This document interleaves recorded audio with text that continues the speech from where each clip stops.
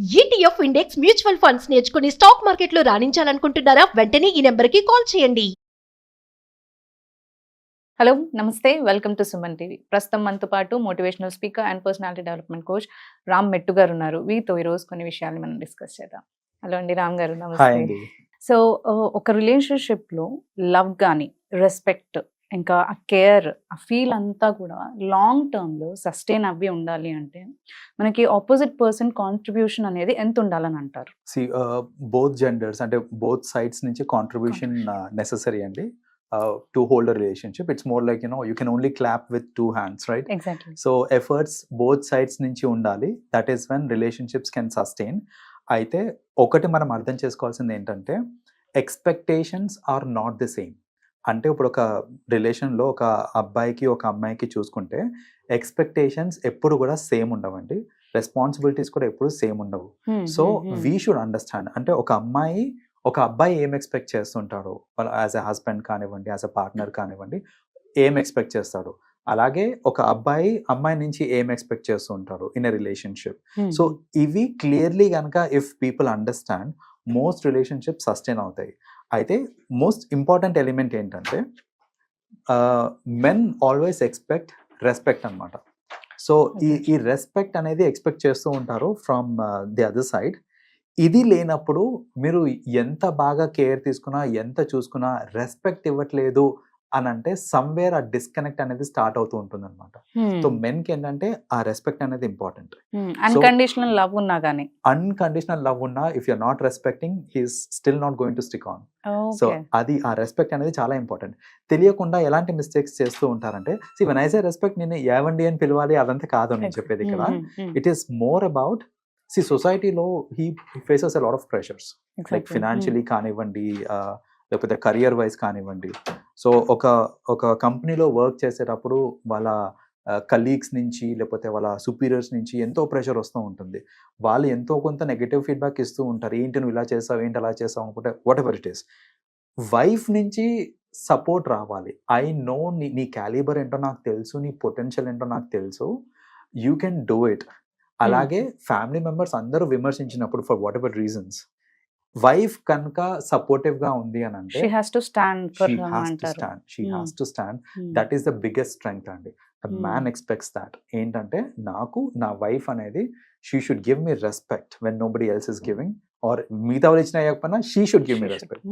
She should have faith in me that నేను చేయగలుగుతాను or whatever it is.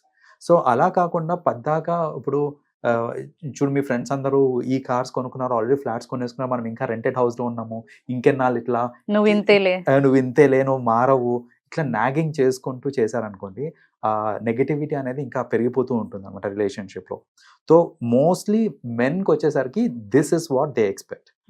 విమెన్కి వచ్చేసరికి ఏంటంటే they expect pampering, they expect love, care, ఇవన్నీ expect చేస్తుంటారు అన్నమాట విమెన్ సైడ్ నుంచి.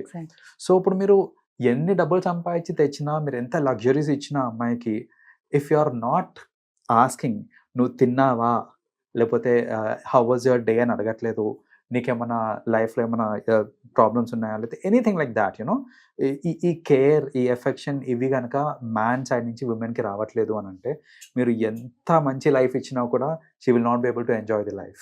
సో విమెన్కి కావాల్సినవి ఈ ఎలిమెంట్స్ అనమాట, like these things that they expect. So ఇంకోటి చిన్న ఎగ్జాంపుల్ ఇస్తాను మైండ్ సెట్లో కూడా, అంటే ఏంటి how women expects and how man expects అనేసి. మ్యాన్ ఏంటంటే మోస్ట్ ఆఫెన్ ఎక్కువ పొసెసివ్ ఉంటారు, like about their spouse, but they don't show that much. They don't show it. They are possessive, they don't show it. And mostly men ఏంటంటే ఒక women ని they personalise అన్నమాట, అంటే she is mine అని పర్సనలైజింగ్ ఉంటుంది. But ఇక్కడ చిన్న థాట్, విమెన్ కూడా అలాంటి పర్సనలైజింగ్ చేసుకుంటారు, ఇతను నా వాడు, హీఈస్ మైన్ అనే పర్సనలైజింగ్ అవుతుంది. కానీ ఇక్కడ చిన్న వేరియేషన్ చెప్తా చూడండి.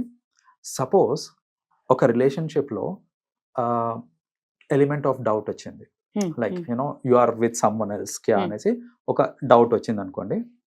The question that women asks, women ఏం అడుగుతుంది అంటే, నీకు నా మీద ప్రేమ తగ్గిందా, లేకపోతే నీకు ఆమె మీద ప్రేమ పెరిగిందా అనేసి డౌట్ వచ్చినప్పుడు దిస్ ఇస్ ది క్వశ్చన్.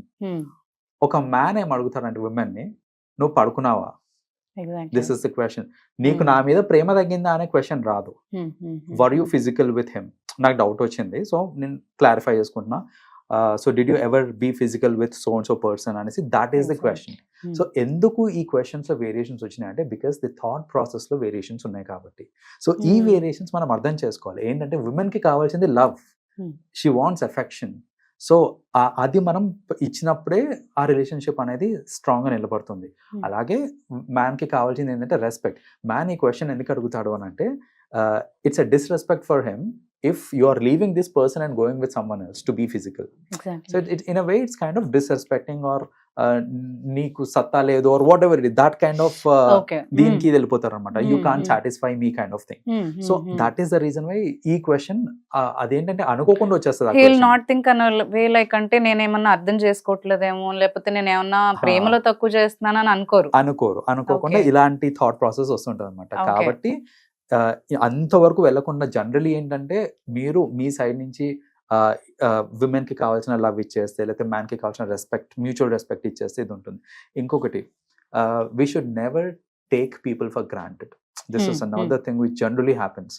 ఏంటి అంటే ఒకసారి యునో వైఫ్ అండ్ హస్బెండ్, ఇంకా పెళ్ళి అయిపోయిన తర్వాత వైఫ్ అండ్ హస్బెండ్ ఉన్నప్పుడు generally I have seen that people take things for granted. అది ఏ లెవెల్లో గ్రాంటెడ్ అవుతుంది అని అంటే, సపోజ్ పెళ్ళి అయిపోయిన తర్వాత when we go for a vacation with friends, most often ఏమవుతుందంటే పెళ్లి కాకముందు నేను చూపించిన care to the same girl will actually reduce. Now I more focused on enjoying with my friends and location. పెళ్లి అయిపోయింది, సో అప్పుడేమో తన వెనకాలే తిరిగి కంఫర్టబుల్ ఉన్నారా అది ఇదని అడుగుతూ తన వెనకాల తిరుగుతుంటారు. అప్పుడే ఉన్నారులే ఏదో ఉన్నారు పక్కన అన్నట్టు చూస్తారు. అలా చూస్తారు. అది రెండో తప్పండి. అది రెండో తప్పు ఏంటంటే don't take people for granted. అంటే పెళ్లి అయిపోయినంత మాత్రాన it's not that you can నా ఎటు పోలే ఉంటుంది నాతోటే అనేసి అలా గ్రాంటెడ్ గా తీసుకున్నప్పుడు ఇట్ యాక్చువల్లీ హర్ట్స్. కాబట్టి see the change in attitude. పెళ్లి కాకముందు నేను నా ఫ్రెండ్స్ అందరికి నో చెప్తుండే just to be with her. Now I'm saying no to her just to be with my friends. అలా ఆ ఫ్లిప్ అనేది అంత ఇది అవ్వకూడదు. ఎప్పుడైనా బ్యాలెన్స్డ్ గా ఉండాలి. Like you know friends are important, I understand. So friends కి ఎంత టైం ఇవ్వాలో అంత టైం ఫ్రెండ్స్ కి ఇచ్చి, స్పౌస్ కి ఇవ్వాల్సిన టైం స్పౌస్, ఫ్యామిలీకి ఇవ్వాల్సిన టైం ఫ్యామిలీకి, ఈ బ్యాలెన్స్డ్ వేలో వెళ్తే రిలేషన్స్ కరెక్ట్ గా ఉంటాయి. ఎగ్జాక్ట్లీ. సో ఇప్పుడు మీరు అన్నారు లవ్ అండ్ రెస్పెక్ట్ ఉండాలి అని. అది ఉంటుంది స్టార్టింగ్ ఏజ్ లో ఎలాగో ఉంటుంది. అది సస్టైన్ గా ఉంచుకోవాలి అంటే ఏం చేయాలంటే, సస్టైన్ ఫస్ట్ ఆఫ్ ఆల్ అది సస్టైన్ అవ్వాలి, ఆ రెస్పెక్ట్ అనేది సస్టైన్ అవ్వాలి అని అంటే most important thing is our actions అండి. సో జనరల్ గా if you are changing your actions, like ఇప్పుడు నేను చెప్పినట్టే ఈ ప్రీ వెడ్డింగ్ కి పోస్ట్ వెడ్డింగ్ కి యాక్షన్స్ లో చేంజ్ వచ్చేసరికి ఆబ్వియస్లీ ఇవన్నీ కూడా చేంజ్ అయిపోతుంటాయి. రెస్పెక్ట్, లవ్ ఇవన్నీ కూడా చేంజ్ అవుతుంది. You don't change the actions. మీ యాక్షన్స్ కాన్స్టెంట్ గా పెట్టుకోండి.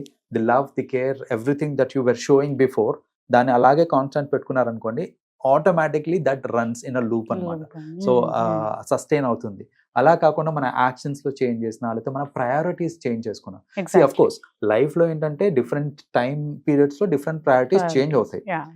కొన్ని ప్రయారిటీస్ చేంజ్ అనేది it is not in our control. For example before kids spouse కి ప్రయారిటీ ఇస్తుంటాం మనము, బట్ ఆఫ్టర్ కిడ్స్ ఖచ్చితంగా ప్రయారిటీ షిఫ్ట్ అవ్వాల్సిందే.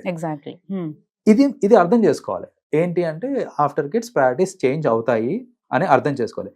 ఆ అండర్స్టాండింగ్ లేనప్పుడు కూడా మనకి ఏంటంటే సమ్ టైమ్స్ రిలేషన్షిప్స్ డ్యామేజ్ అవుతూ ఉంటాయి. ముందు అది సామెతలు కూడా ఉంటాయి కదా. సో బేసిక్లీ ఏంటంటే they have to understand that priorities at a given time change అవుతూ ఉంటాయి.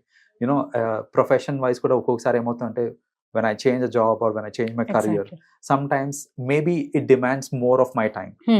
So అది అర్థం చేసుకోవాలి. అలా కాకుండా ఇప్పుడు ఇవ్వట్లేదు. సో ఇలా కాకుండా జనరల్ గా ఏంటంటే ఇలాంటి కేసెస్ లో we have to communicate. See నా కెరియర్ చేంజ్ అయింది, this is what the demand is. మన ఫ్యూచర్ బాగుండాలి అంటే నేను ఖచ్చితంగా దీనికి ఇంత టైం ఎలకేట్ చేయాల్సి వస్తుంది, బట్ నేను I will compensate, please understand, నేను కాంపన్సేట్ చేస్తాను అన్నట్టు ఆ కమ్యూనికేషన్ గనుక ఇద్దరి మధ్యలో ఉంది అని అంటే ఖచ్చితంగా ఆ రెస్పెక్ట్ అదంతా సస్టైన్ అవుతుంటుంది. ఆ టైం ఇవ్వకపోయినా ఆ కమ్యూనికేషన్ లో ఆ లవ్ అనేది చూపించాలి, ఖచ్చితంగా చూపించాలి. చెప్తే ఫైన్, చెప్పకపోతే మళ్ళీ ఊహాగానాలు అన్ని స్టార్ట్ అవుతాయి. థ్యాంక్ యూ అండి. థ్యాంక్ యూ రామ్ గారు. Thanks for coming. సుమన్ టీవీలో మీ పర్సనల్ అండ్ బిజినెస్ ప్రమోషన్స్ కోసం కింది నెంబర్ కి కాంటాక్ట్ చేయండి.